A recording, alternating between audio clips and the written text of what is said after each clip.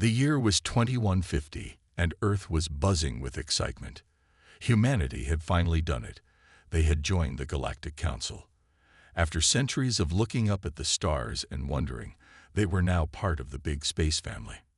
In New York, now a sprawling megacity of gleaming towers and flying cars, Admiral Sarah Chen stood at the window of her office. She watched as ships of all shapes and sizes zipped through the sky. Some were Earth-made, others alien. It was still hard to believe sometimes. Sarah's comm beeped. "Admiral, the new AI defense system is ready for your inspection," a voice said. "On my way," Sarah replied. As she walked to the elevator, she couldn't help but smile. Earth had come so far, so fast. Their technology was advancing by leaps and bounds. Some alien visitors seemed impressed, others, not so much. Meanwhile, in a lab in Tokyo, Dr. Aisha Patel was having a breakthrough. She stared at her holographic display, her eyes wide with excitement. "Holy cow, we did it!" she shouted, startling her alien assistant, a blue-skinned being named Zax. "Did what, Dr. Patel?" Zax asked, blinking his three eyes. Aisha grinned. "We've cracked the code on faster-than-light communication. No more waiting hours or days for messages between stars. This is going to change everything." Zax looked worried. "Are you sure the Council will approve? This is very advanced tech." Aisha waved her hand. "Oh, don't worry. We're part of the club now, remember. We'll share this with everyone. It'll bring the galaxy closer together." As Aisha celebrated, Marcus Reeves was preparing for the biggest moment of his life. As Earth's top diplomat, he was about to attend his first Galactic Council meeting. He stood in front of a mirror, adjusting his formal uniform. "You've got this, Marcus," he told himself. "Just be confident, be respectful, and show them what humanity is all about." His AI assistant, Aria, chimed in. "Your heart rate is elevated, Mr. Reeves. Would you like a calming tea?" Marcus chuckled. "No thanks, Aria. Just pre-meeting jitters. I'll be fine." As Marcus headed to his ship, he passed by a group of alien tourists. They were taking pictures of everything, chattering excitedly in their strange languages. Marcus smiled. This was what it was all about, different species coming together, learning from each other. Little did he know that not everyone in the galaxy shared his optimism. Back at the military base, Admiral Chen was inspecting the new AI defense system. It was a marvel of technology. A network of satellites and ships that could respond to threats faster than any human could. "Impressive," she said to the young lieutenant giving her the tour. "But let's hope we never have to use it. We're here to make friends, not fight wars." The lieutenant nodded, but looked uncertain. "Ma'am, if I may. Some of the alien military attaches seem wary of our progress. One of them even said we're advancing too quickly." Sarah frowned. "Well, we can't help being good at what we do. But don't worry. We're part of the galactic community now. We'll show them they can trust us." As the day went on, life on Earth continued as normal. People went about their business, marveling at the wonders of their new connected galaxy. Alien music played on the radio, mixed with Earth tunes. Restaurants served dishes from a dozen different worlds. In schools, kids learned about alien cultures alongside Earth history. In parks, humans and aliens picnicked together, sharing stories and laughter. It all seemed so perfect. Humanity had achieved its dream of reaching the stars, and the future looked brighter than ever. But far above, in the space stations orbiting Earth, a few sharp-eyed observers noticed something odd. Some alien ships were moving in strange patterns, military vessels that shouldn't have been there, communications that didn't make sense. If anyone had put all the pieces together, they might have realized that something big was coming, something that would shatter the peace and change the fate of humanity forever.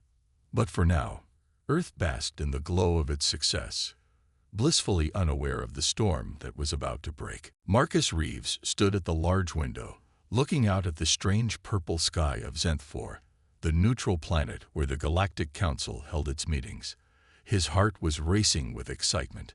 This was humanity's first time at the big table, and as Earth's top diplomat, he felt the weight of his species on his shoulders. The council chamber was a sight to behold. Aliens of all shapes and sizes filled the room. Some looked almost human, while others were so strange that Marcus couldn't even guess which part was their face. The air was filled with a mix of voices, clicks, and electronic buzzes as translation devices worked overtime. Marcus took a deep breath and straightened his formal blue uniform. He walked to his seat, nodding politely to the aliens he passed. Some nodded back. Others ignored him. A few even seemed to glare. Marcus brushed it off as normal tension towards the new kids on the block. The meeting started with boring stuff: trade agreements, border disputes, and other things Marcus had prepared for. He spoke when needed, presenting humanity's views clearly and confidently. Everything seemed to be going well. Then, without warning, the mood in the room changed. Marcus felt it before he understood what was happening. The Zorn representative, a tall, gray-skinned alien with 4 arms, stood up. "Esteemed members of the council," the Zorn said, its voice deep and rumbling, "we must address the elephant in the room. Or should I say, the human." Marcus felt all eyes turn to him. He sat up straighter, trying to look calm. The Zorn continued, "Humanity's growth is out of control. In just a few decades, they've spread to dozens of systems. Their technology is advancing at an alarming rate. If we don't act now, they'll overrun us all." Murmurs filled the room. Marcus stood up, ready to defend Earth. But the council leader, a small, wrinkled alien with wise eyes, raised a hand to silence him. "We will hear all views before making a decision," the leader said. For the next hour, Marcus listened in growing horror as species after species spoke against Earth. Some were angry, others seemed scared. A few, like the Zorn, talked about humanity like it was a disease that needed to be stopped. When Marcus finally got his chance to speak, his voice shook with emotion. "Friends, allies, you're making a mistake. Humanity comes in peace. Yes, we're growing fast, but we want to work with you, not against you. Give us a chance to prove ourselves." His words seemed to fall on deaf ears. The council leader called for a vote. Marcus watched, his heart sinking, as holographic displays lit up across the room. Red lights far outnumbered the green. The council leader's voice was solemn. "The motion passes. For the safety of the galaxy, humanity's expansion must be contained. All human colonies outside the Sol system are to be removed." Marcus felt like he'd been punched in the gut. "Removed? You mean destroyed? Those are innocent people. Millions of lives." The Zorn representative smiled coldly. "A regrettable but necessary action. The good of the many outweighs the few." Marcus lunged forward, his diplomat's calm forgotten. "You can't do this. It's murder." 2 large, bug-like aliens grabbed Marcus, holding him back. The council leader looked at him with what might have been pity. "The decision is made, human. Your people had their chance. We cannot risk you becoming too powerful." As Marcus was dragged from the chamber, his mind raced. He had to warn Earth, had to do something. But deep down, he knew it was too late. The attack would come swiftly, without warning. In his last moments in the council chamber, Marcus locked eyes with a young alien diplomat. Unlike the others, this one's eyes were filled with shame and regret. In that moment, Marcus knew that this betrayal would have consequences no one in the room could imagine. Humanity had been betrayed, yes, but soon the galaxy would learn why that was a terrible, terrible mistake. The attack came without warning. On the human colony of New Eden, families were sitting down to dinner when the sky turned red. Massive alien ships appeared out of nowhere, their weapons already charging. Sarah, a young mother, looked up from her meal in confusion. "Mommy, what's that?" her daughter asked, pointing at the window. Before Sarah could answer, the world exploded. Across the galaxy, The same scene played out on dozens of human colonies. The Galactic Council's forces struck with brutal efficiency, targeting population centers and vital infrastructure. On the research station horizon, Dr. Aisha Patel was working late in her lab when the alarm started blaring. She ran to the window, her eyes widening in horror as she saw the alien fleet approaching. "This can't be happening," she whispered. The station's AI spoke up. "Dr. Patel, we are under attack.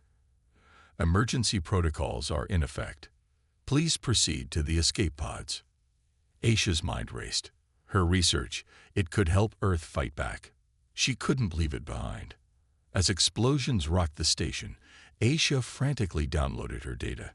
Come on," she muttered, watching the progress bar inch forward. A violent shake knocked her off her feet. Warning lights flashed everywhere. "Structural integrity compromised," the AI announced. "Station will decompress in 2 minutes." Aisha grabbed the data drive and ran. The corridors were chaos. People screaming, fires burning, bodies lying still. She forced herself not to look, focusing only on survival. She reached the escape pod bay just as another explosion tore through the station. Diving into a pod, she hit the launch button. As she shot away from the dying station, Aisha clutched the data drive to her chest, tears streaming down her face. Back on New Eden, the survivors huddled in underground shelters, listening to the sounds of destruction above. Tom, a colony defender, tried to rally the people. "We need to fight back," he shouted. "We can't just sit here and die." An old man spoke up. "Fight back with what?" "Our farming tools.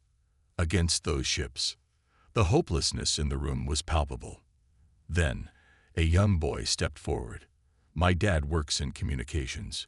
He taught me Morse code. Maybe we can signal for help." Tom's eyes lit up. "Kid, you're a genius. Let's do it."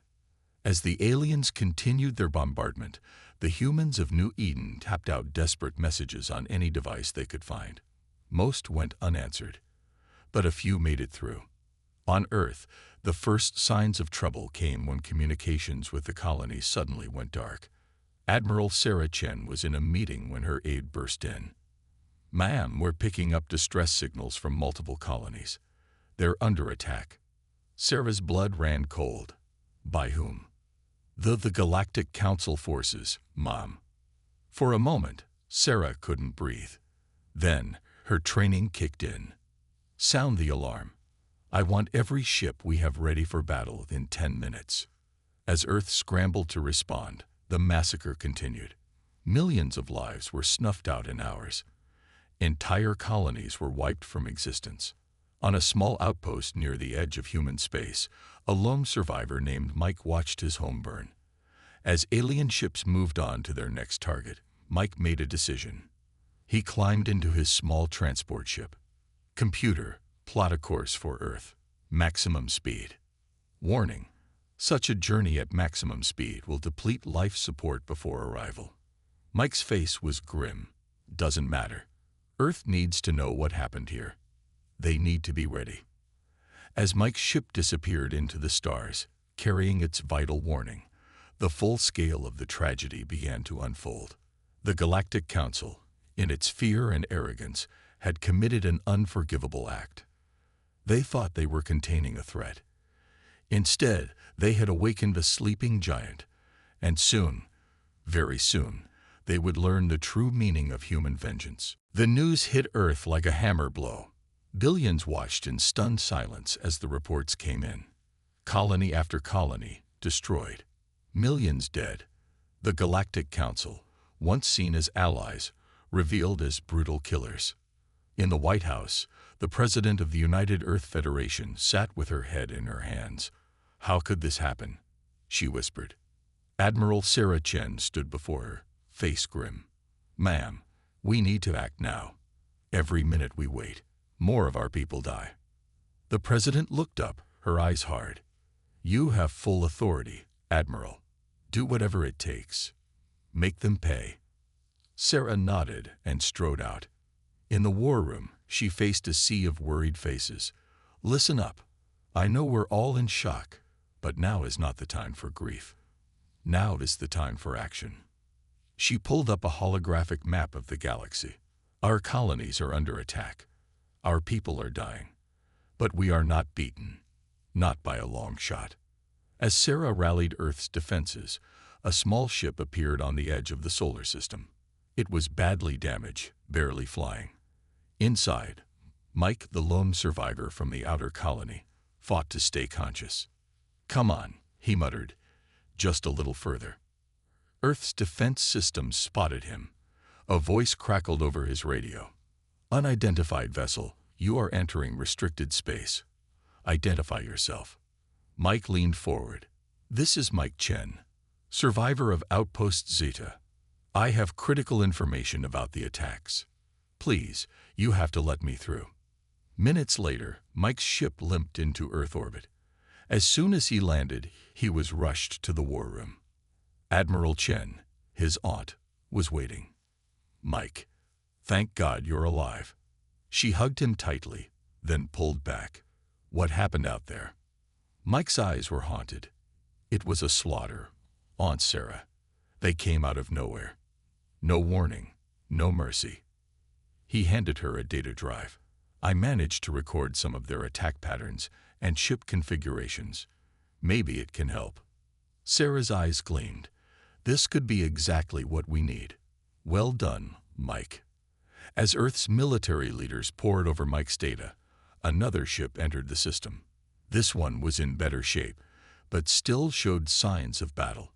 It was Dr. Aisha Patel, the lone survivor from the research station. Aisha burst into the war room, breathless. "Admiral Chen, I have something that could turn the tide." She quickly explained her breakthrough in FTL communication and its potential military applications. "If we can disrupt their comms, we can throw their entire fleet into chaos." For the first time since the attack, Sarah smiled. "Dr. Patel, you may have just saved humanity." As the day wore on, Earth's response took shape. Every factory was repurposed for war production. Civilian ships were retrofitted with weapons, and in secret labs deep underground, scientists worked feverishly to integrate Aisha's discoveries into their defense systems. But the real game changer came from an unexpected source. Marcus Reeves, the diplomat who had witnessed the Council's betrayal, made contact. He was on the run, hiding on a neutral planet. "Admiral," Marcus said, his hologram flickering, "I have names. Planets. The ones who voted for this atrocity. And the few who stood against it. We have potential allies out there." Sarah leaned forward. "Send everything you have, Marcus, and stay safe. We're coming for you." As night fell on Earth, a sense of grim determination settled over the planet. The initial shock was wearing off, replaced by a burning rage. In every city, in every home, humans watched the sky, waiting for their chance to strike back. In orbit, Earth's fleet gathered, ships of all sizes, from massive dreadnoughts to agile fighters. At their center, a new vessel, hastily constructed but bristling with experimental weapons. Its name, painted in bold letters on the hull, Humanity's Vengeance. Admiral Chen stood on the bridge, surveying her forces. She took a deep breath and opened a channel to all ships. "This is Admiral Chen. You all know what's at stake. The enemy thinks they've broken us. They think we'll roll over and die." Her eyes flashed. "They're about to learn how wrong they are. Today, we show the galaxy why you should never, ever mess with humanity. All ships, prepare for jump. It's time to take the fight to them." As one, Earth's fleet vanished into FTL, carrying with them the hopes of their entire species. The counterattack had begun. The Galactic Council's main fleet hung in space above the ruins of New Eden, the once thriving human colony. Alien commanders congratulated each other on their swift victory. Their celebration was cut short by a junior officer's shout. "Sir!" Multiple hyperspace signatures detected. Before anyone could react, space itself seemed to tear open. Out of the breach poured Earth's fleet, guns blazing. At its head flew humanity's vengeance, its experimental weapons lighting up the void. Admiral Sarah Chen's voice boomed across all frequencies. "This is humanity. We've come for justice." The battle was joined. Alien ships, caught off guard, scrambled to respond. But Earth's fleet moved with uncanny coordination, striking with precision that seemed impossible. On the bridge of an alien dreadnought, a commander watched in horror. How are they communicating so fast? It's like they know our moves before we make them. The answer lay with Dr. Aisha Patel. Safe in a bunker on Earth, she directed the AI-driven battle network she had created. It processed information faster than any organic mind, predicting enemy movements and coordinating Earth's forces in real time. "Sector 7 is clear," Aisha reported. "Moving on to Sector 8. Admiral, watch your flank." Sarah nodded, trusting the AI completely. "All ships, execute Maneuver Delta 9. Earth's fleet moved as one, dodging a barrage of enemy fire that would have decimated them seconds ago. The aliens were fighting blind, their own communications disrupted by Aisha's technology. Meanwhile, on a smaller, faster ship, Mike Chen led a strike team towards the alien flagship. His face was set in grim determination. "Remember New Eden," he told his team. "Remember all we lost. Today, we make them pay." As the space battle raged, Marcus Reeves was busy on a different front. Hidden on a neutral planet, he broadcast evidence of the Council's treachery across the galaxy. "People of the galactic community," his message began, "you've been lied to. Humanity did not provoke this war. We were betrayed, massacred without cause. Here's the proof." Across countless worlds, aliens watched in shock as the truth was revealed. Some recoiled in horror at what had been done in their name. Others, who had always distrusted the Council, saw an opportunity. Back in the battle, Earth's forces were gaining the upper hand. The alien fleet, once so mighty, was in disarray. Ship after ship fell to human weapons or fled in panic. On the alien flagship, the supreme commander of the Council forces watched his defeat unfold. "Impossible," he muttered. "They were supposed to be primitive, easy to crush." His musings were interrupted as Mike's strike team breached the bridge. The alien turned, reaching for a weapon, but froze at the look in Mike's eyes. "This is for New Eden," Mike said, his voice cold. He didn't fire. Instead, he slapped restraints on the commander. "You'll stand trial for what you've done. The whole galaxy will know your crimes." As the flagship fell, the remaining alien ships began to retreat. Admiral Chen's voice rang out again. "You came to exterminate us. Instead, you've only made us stronger. Run back to your council. Tell them humanity is coming." The battle was over almost as quickly as it had begun. In its wake, Earth's fleet gathered, battered but victorious. Cheers erupted across every human ship. On humanity's vengeance, Sarah allowed herself a small smile. "Well done, everyone. But this is just the beginning. We have a galaxy to set right." As news of the victory spread, the response across Earth was electric. People poured into the streets, celebrating their survival and newfound strength. But there was steel beneath the joy, a determination to see this through. In the White House, the president addressed the world.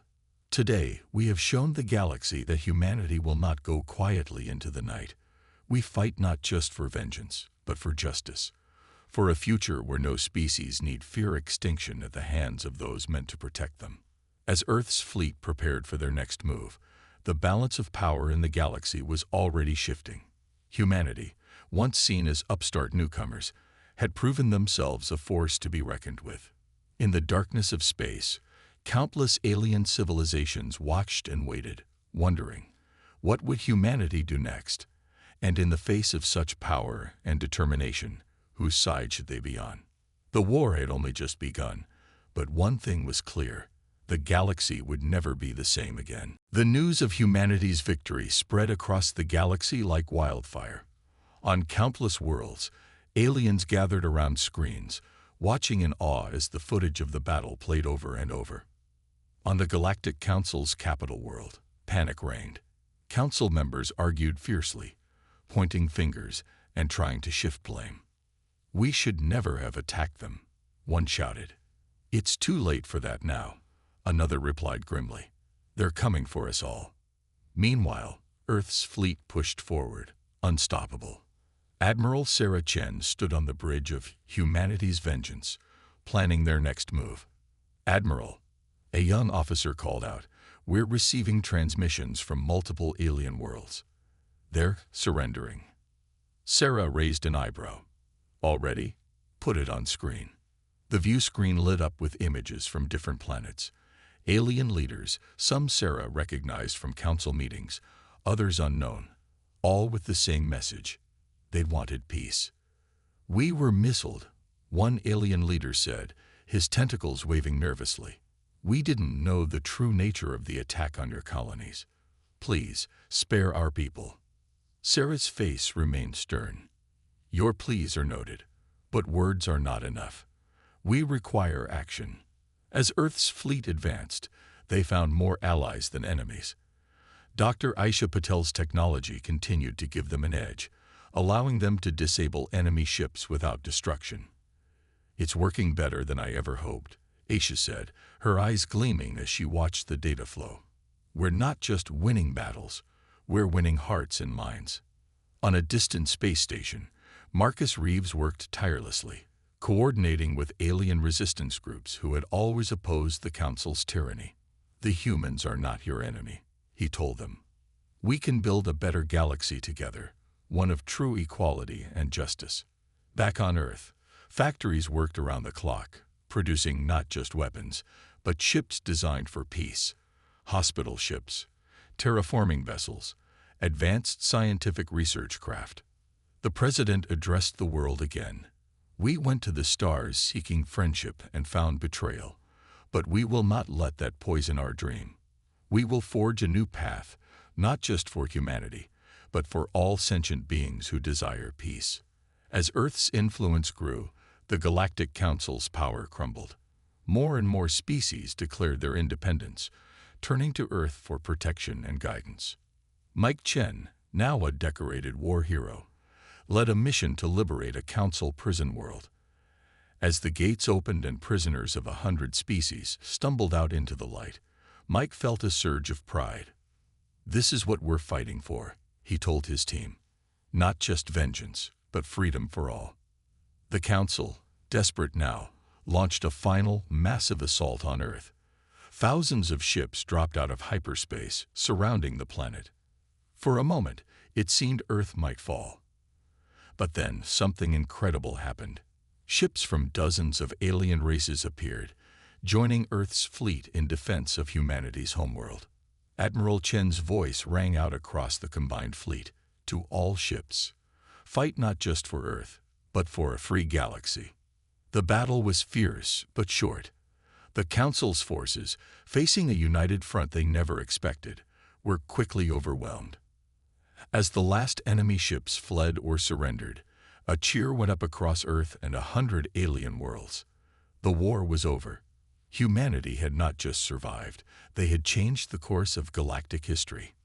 In the aftermath, Earth emerged as the center of a new galactic alliance.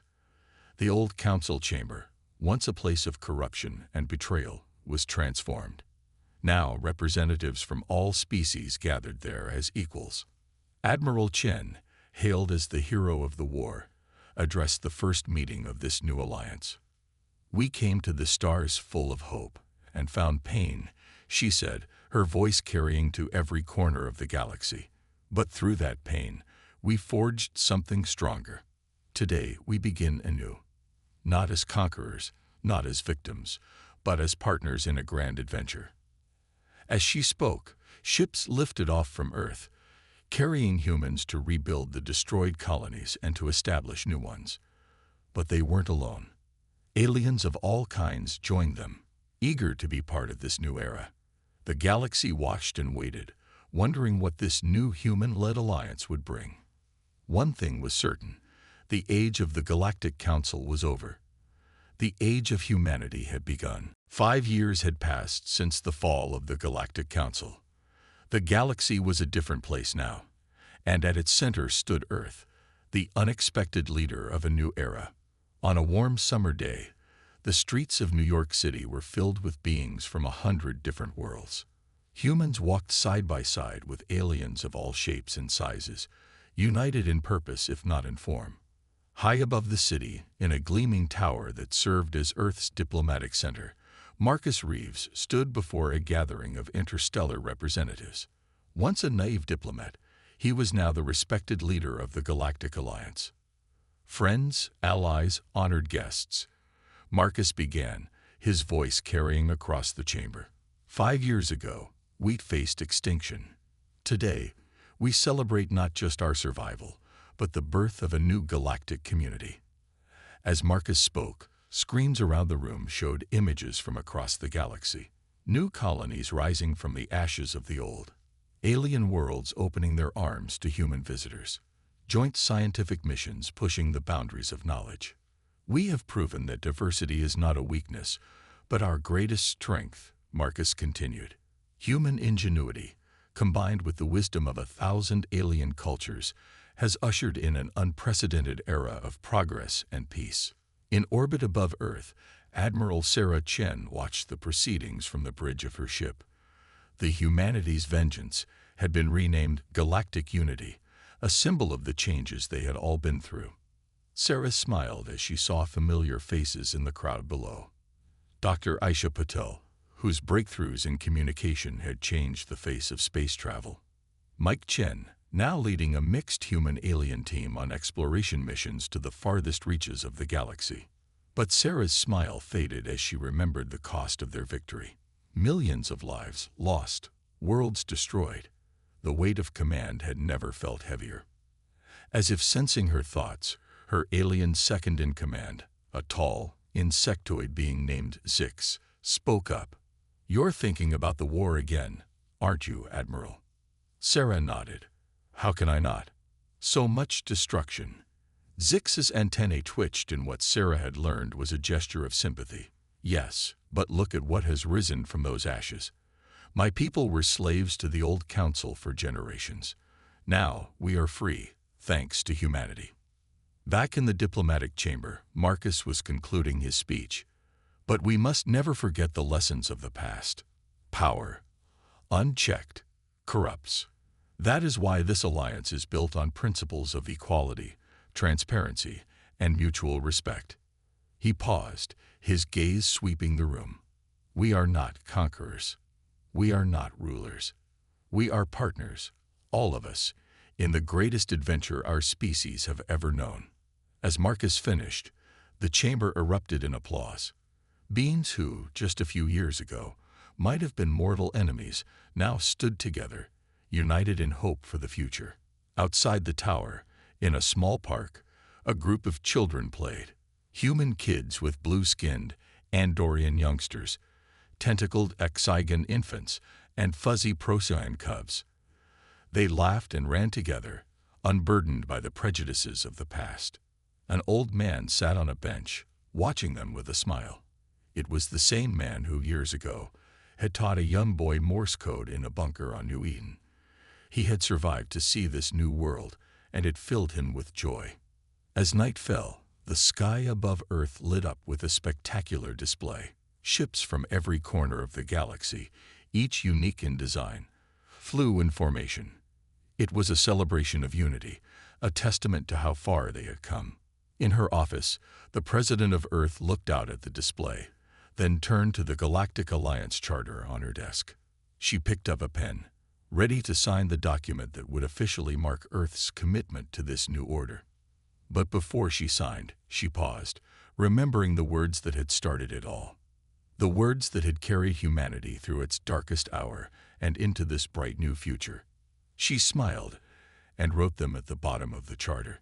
"Never underestimate humanity's potential for unity and retribution." As she signed her name, a new chapter in galactic history began. Humanity had not just survived, they had thrived.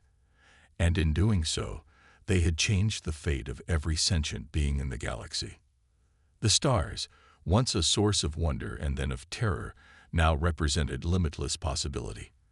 And humanity, with its new allies, was ready to explore every last one of them.